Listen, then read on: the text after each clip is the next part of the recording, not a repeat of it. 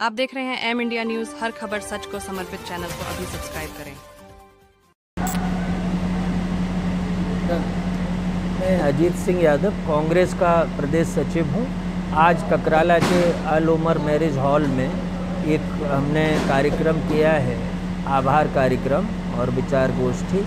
इसमें जनादेश 2024 के लिए कांग्रेस पार्टी की ओर से हमने ककराला वासियों के लिए आभार व्यक्त किया है।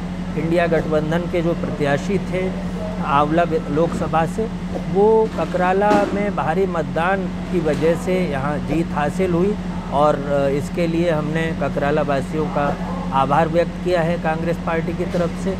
और कांग्रेस ने ये जो जनादेश है 2024 का, उसके लिए नागरिकों का आभार व्यक्त किया कि जो देश में तानाशाही का माहौल बनाया जा रहा था, जो लोकतंत्र और संविधान को ख़त्म करने की कोशिश आरएसएस और मोदी सरकार कर रही थी, इस जनादेश के माध्यम से हमने पहली लड़ाई जीती है और भारतीय जनता पार्टी को बहुमत नहीं आया है।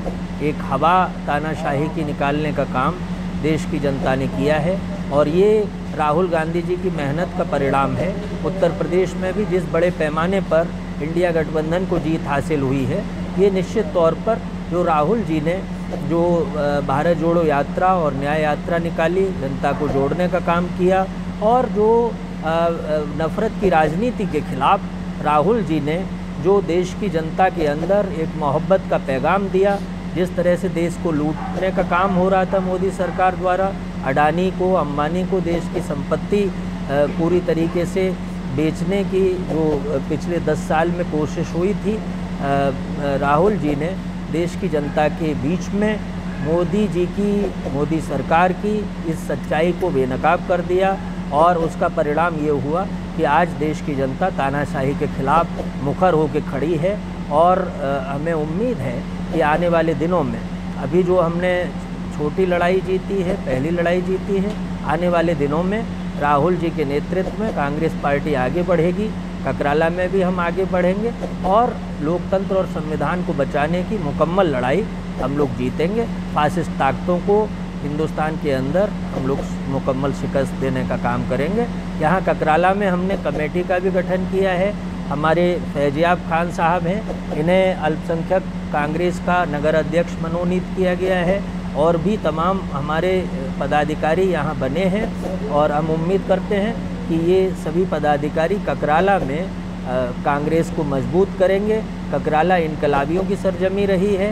1857 में जनरल पैनी को यहाँ मार गिराया था ककराला वासियों ने, ककराला को आज़ाद कराने का काम किया था और आने वाले दिनों में जिस तरह से आज़ादी की लड़ाई में ककराला का बड़ा योगदान रहा है, उसी तरह से संविधान और लोकतंत्र को बचाने की भी जो लड़ाई है, उसमें भी मैं उम्मीद करता हूं कि ककराला वासियों का बड़ा योगदान रहेगा और कांग्रेस पार्टी को के साथ ककराला खड़ा होगा।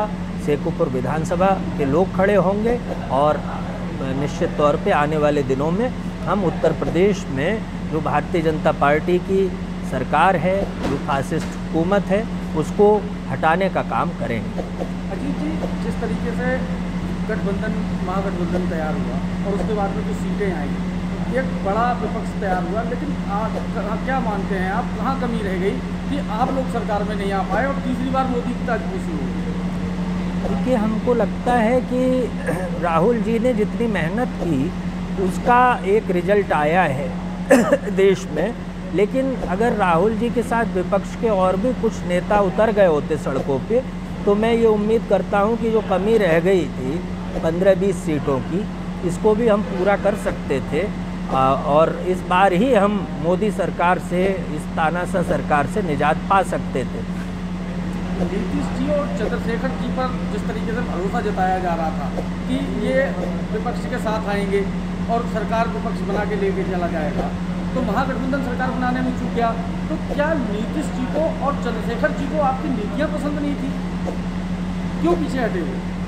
देखिए, नीतीश जी तो इंडिया गठबंधन में पहले थे ही, वो अपनी कुछ मजबूरियां उनकी होंगी, वैचारिक मजबूरियां भी हैं, लेकिन हम ये उम्मीद करते हैं कि वो कई बार जो कि पलटी खा चुके हैं, तो हम ये उम्मीद करते हैं कि ये गठबंधन ज़्यादा दिनों तक नहीं चलने वाला है और आने वाले दिनों में ये जो बैसाखियों की सरकार है, मोदी सरकार, ये गिरेगी और इंडिया गठबंधन ज़रूर सरकार बनाने में कामयाब होगा। तो इंडिया गठबंधन क्या 27 तक जाएगा या सिर्फ लोकसभा तक? देखिए, अभी तो जितने भी गठबंधन दल हैं वो सब एक साथ हैं, मिलजुल के काम करने का, आगे लड़ने का संकल्प उन्होंने लिया है और हम उम्मीद करते हैं कि आगे भी ये गठबंधन जारी रहेगा। लेकिन हमने जनबंधन किया है, हम केवल पार्टियों पर ही निर्भर नहीं रहे। कांग्रेस पार्टी ने, राहुल गांधी ने कोशिश ये किया है कि जनता के बीच में एक बड़ा जनबंधन बने, जनता का मोर्चा तैयार हो और जिसमें हमें सफलता मिली। क्योंकि 19 में भी उत्तर प्रदेश में देखिए गठबंधन, महागठबंधन बना था समाजवादी पार्टी और बसपा का, जिनका एक बड़ा जनाधार भी था, लेकिन वो विफल साबित हुआ। लेकिन इस बार एक बड़ी सफलता मिली हम लोगों को और ये सफलता राहुल गांधी जी के जो प्रयास है, उनका जो विज़न है, उसकी बदौलत है। हम जनता को जोड़ने में कामयाब रहे और 19 में जो महागठबंधन बना था वो जनता को जोड़ने में सफल नहीं हो पाया। तो मैं समझता हूँ कि असली लड़ाई तो जनता को ही जीतनी है। कांग्रेस और राहुल गांधी को, हमें जनता पे भरोसा है, हम जनता के बीच उतर रहे हैं और लोगों को हम जो भाजपा और आरएसएस है उनकी नफ़रत की राजनीति से कितना नुकसान हो रहा है मुल्क को, ये हम समझाने की कोशिश कर रहे हैं। एक हद तक हम लोग कामयाब हुए हैं और मैं समझता हूँ कि आने वाले दिनों में जनता इस नफ़रत की राजनीति को कूड़ेदान में डाल देगी और इसको इतिहास का विषय बना देगी। तो प्रियंका गांधी जी का वायनाड से ही चुनाव लड़ेंगी, ये फाइनल है? एकदम फाइनल हो गया है। तो राहुल जी ने रेजिग्नेशन दे दिया है।